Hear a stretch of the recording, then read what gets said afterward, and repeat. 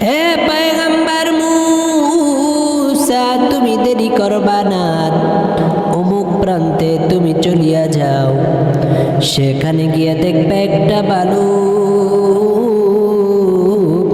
মৃত লাশ পড়ে আছে।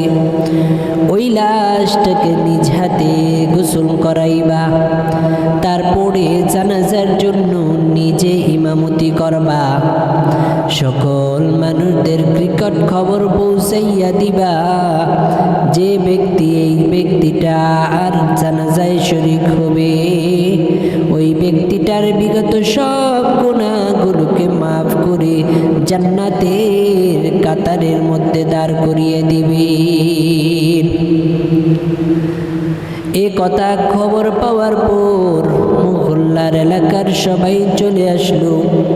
তার পিতামাতা, তার বাবা দেখে বলল, এটা তো আমার সন্তান, সন্তানটা তো খুবই দুশ্চরিত্র, দুষ্ট প্রকৃতির, অসামাজিক হওয়ার কারণে আমি নিজে অতিষ্ঠ হয়ে তাকে আমি হাত পা বেঁধে জঙ্গলের ভিতরে রেখে এসেছিলাম।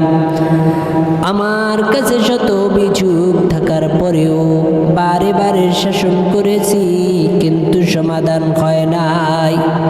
তাই আমি দূরে চলে রেখে আসলাম, অনেক দূরে এক বন জঙ্গলের ভিতরে রেখে আসলাম। আসার পরে সেখান থেকে চলে আসলাম, কিন্তু সেই বন জঙ্গলের ভিতরে সেই বালকটা একা একা রইল।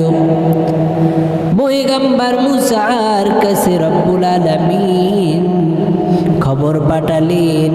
ওই বালকটা সেখানে থাকাকালীন দেখলুম পৃথিবীর কোনো বন্ধু তখন কাজে আসে না, মা বাবা কাজে আসলো না, অন্য কোনো জিনিস কাজে আসলো না, টাকা পয়সা কাজে আসলো না, বন্ধু বান্ধব কাজে আসলো না। আমার এ দুনিয়ায় সব কিছু পর, এ দুনিয়ার ভিতরে আমার আর কোনো সমস্যা নাই। রব আমার একা, রবি আমার সাথী।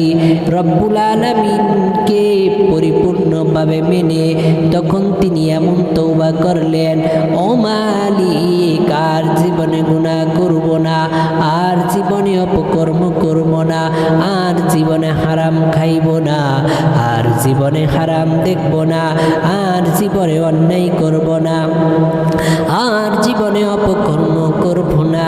এইভাবে সঠিকভাবে তওবা করার পরে তওবাটাকে তওবায়ে নাসুহা বলে। তওবা করার পর এই লোকটা মৃত্যুবরণ করলো। ফলে তার মৃত্যুর পরে রব্বুল আলামিন খুশি হয়ে গেলেন।